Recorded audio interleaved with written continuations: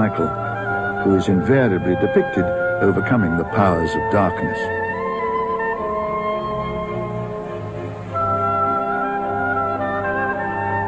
This subterranean shrine on the cliff of the Gargano has a deep stairway that leads to an underground church dating from the 4th century, where the instruments of crucifixion are depicted.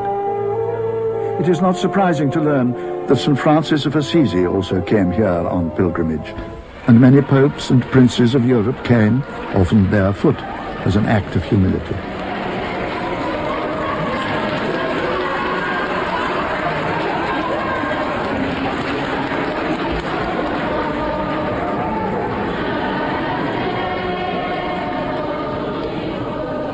And knelt here to pray for the protection of St. Michael.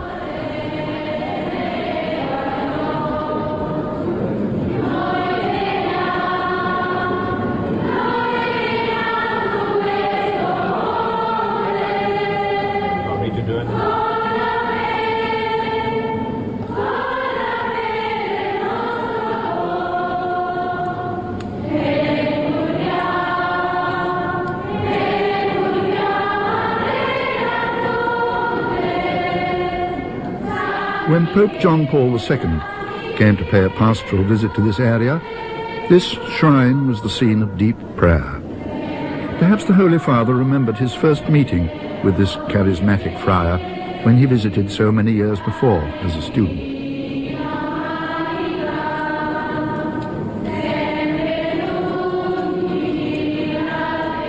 As we have heard, Padre Pio, who suffered illnesses, fevers, constant headaches, the pain of the stigmata, and physical assaults from the devil, was nevertheless a cheerful, often humorous man, even when the added burden of severe arthritis, combined with the pain of his pierced feet, confined him to a wheelchair.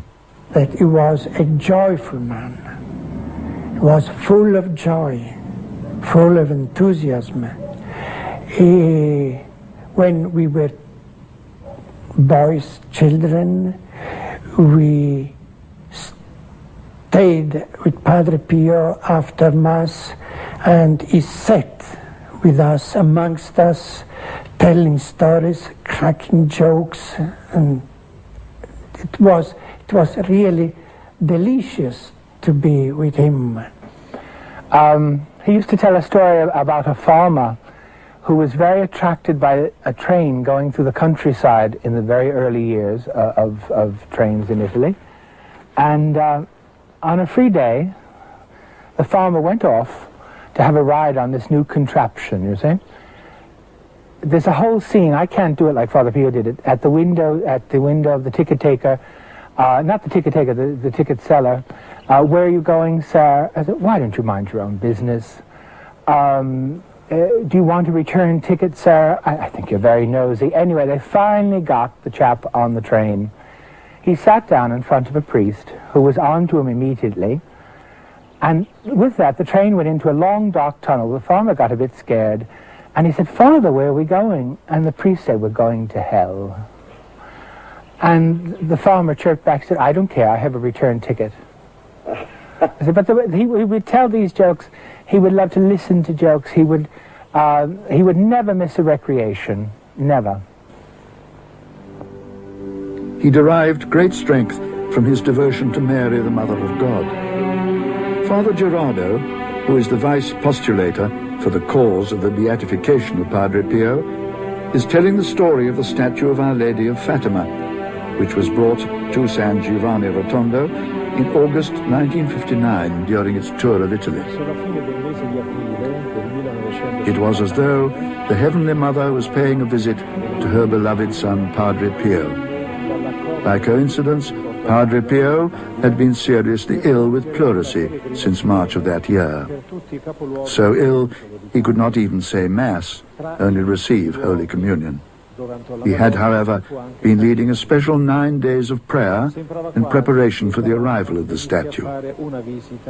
On the evening of the 5th of August, the statue arrived, and the next morning, pulling all his failing strength together, Padre Pio managed to get down to the church, where he remained for a considerable time in silent prayer in front of the statue. As the statue was being removed by helicopter the following day, Padre Pio asked to be taken to the window in the choir so that he might see it flying past.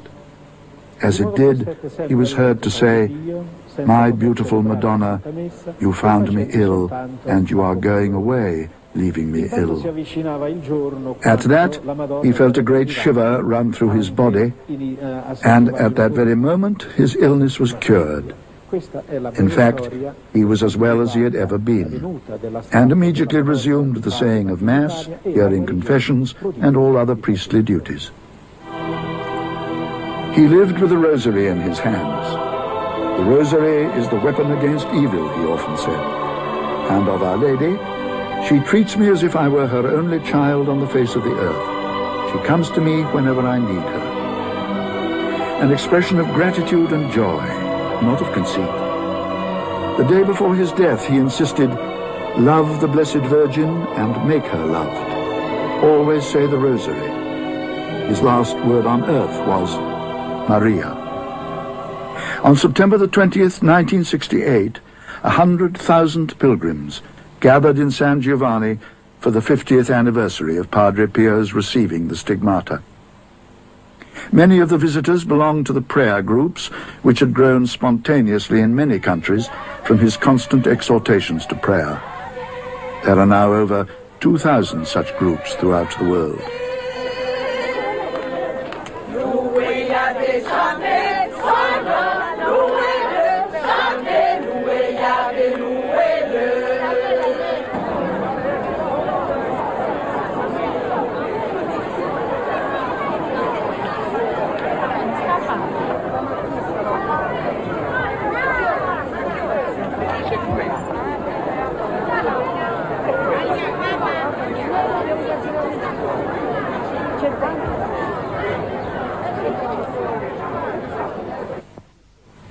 That day, in spite of his frailty, he said the Mass that proved to be his last.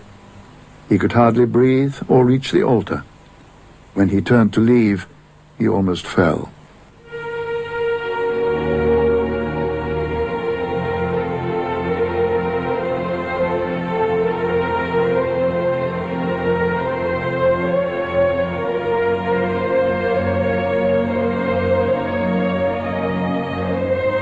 In the evening, he asked to be helped to the window to greet once more the visitors to San Giovanni. He waved his white handkerchief.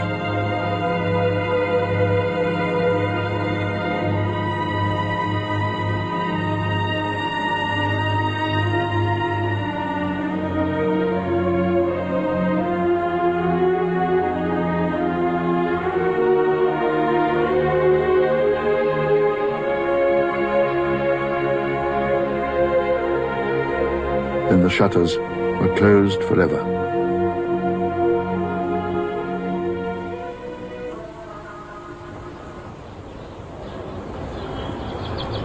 Father Pellegrino was with Padre Pio on the night he died, and is here telling Father Pius about it. "I went to Padre Pio's cell about 8:30 or 9 p.m. and stayed with him for the rest of his time on earth. Occasionally, I wiped away his tears. Around midnight, he said, 'Sit down beside me, please,' and he began to tremble like a child. He continually asked the time, as though he had an appointment to keep. At 1 a.m., he asked to make his confession and renewed his religious vows, which end with the words, 'If you abide by this on behalf of God, I promise you eternal life.' At this, he seemed a little better, got up, washed his face, and went to the window, asking if the sky was studded with stars. He looked 20 years younger all of a sudden. After 5 minutes,